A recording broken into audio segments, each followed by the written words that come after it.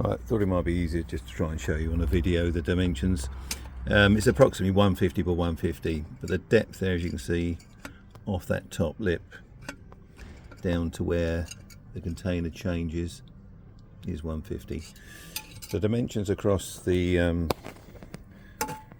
there's a slight lip inside here, which can be seen on the outside where the weld has gone round, but that measures out 146, I think.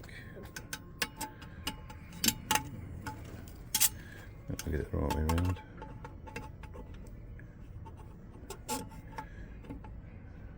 Yeah, 147 to the opening, and just across the other. Yeah, 147 both ways, so she is fairly symmetrical, round as it were. Okay, hopefully that's a bit of a help.